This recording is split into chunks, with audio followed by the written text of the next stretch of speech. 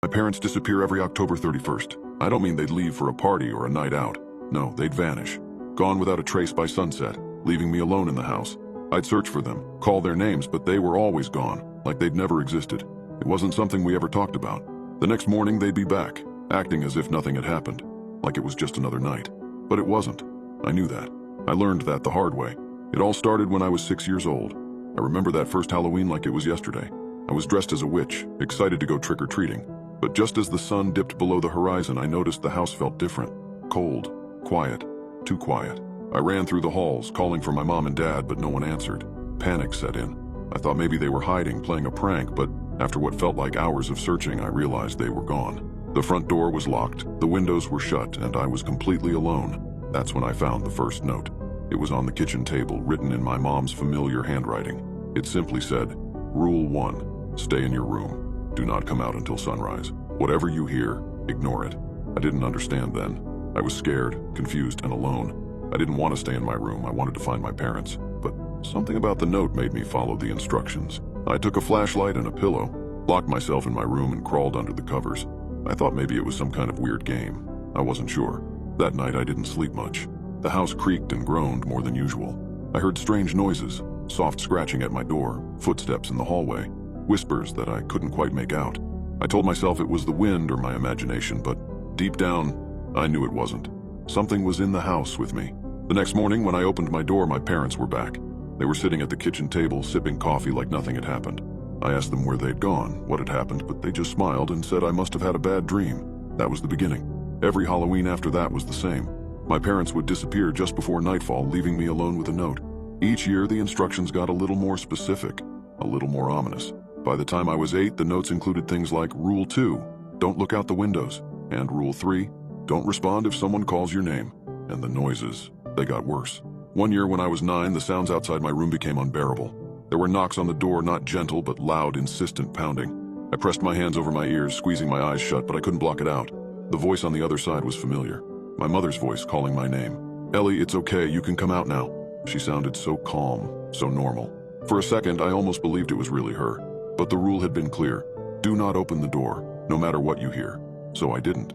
I stayed under the covers, trembling until the knocking stopped. I never told my parents about the voice, and they never asked. The years passed, and the game continued.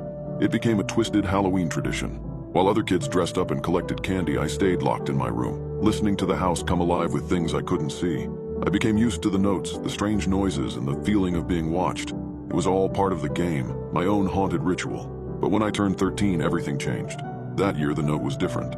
I found it on my bed just as the sun was setting, but instead of the usual instructions, it said, "Rule 4, there's something new in the house tonight. Be careful." I didn't know what that meant, but the moment I read it, I felt a chill run down my spine. Something new? What did that mean?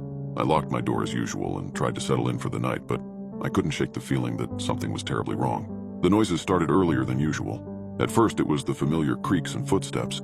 I'd gotten used to those, but then there was something else. Breathing. I could hear it, low and heavy, just outside my door. It wasn't human.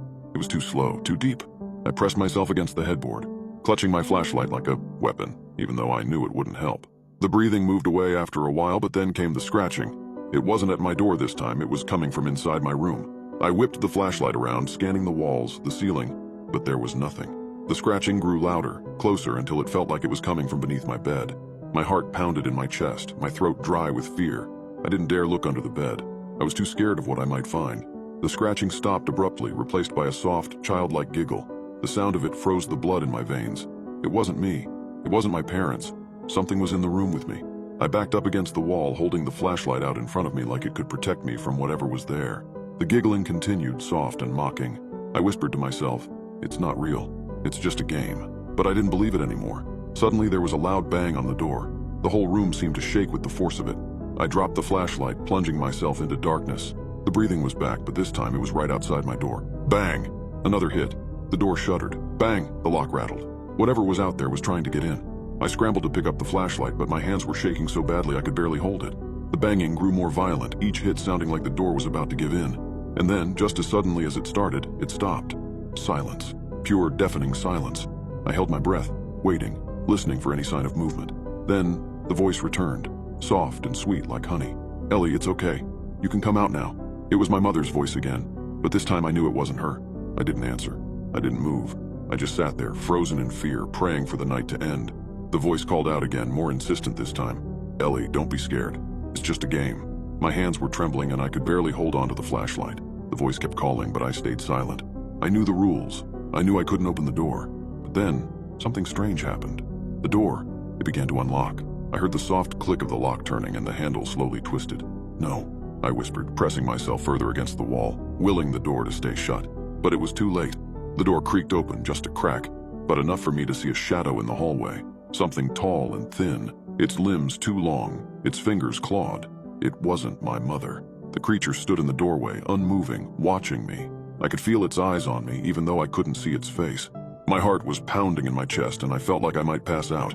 And then, just as it stepped forward, the first rays of sunlight crept through the window.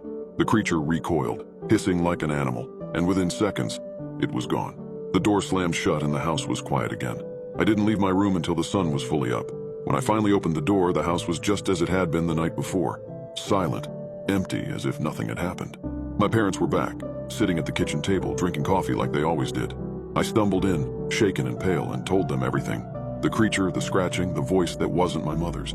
They just looked at me, exchanged glances, and then my dad laughed softly. "You must have had a bad dream," he said, shaking his head. "Nothing like that happened, Ellie. It was just your imagination." My mom smiled that same strange smile and added, "You're safe now. It's over." But I knew better. I knew it wasn't just a dream. The fear, the things I'd heard and seen, they were real. They had to be.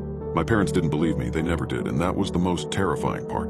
Now, as an adult with children of my own, I know the truth. Whatever haunted me in that house, whatever played that sick game, it's still out there, waiting, and it's hungry. I fear for the lives of my children. I'll never let them go through what I went through. I'll protect them at all costs, even if it means never celebrating Halloween, never letting the night touch them the way it touched me. Because I know deep down that it's only a matter of time before the game starts again. Halloween is coming.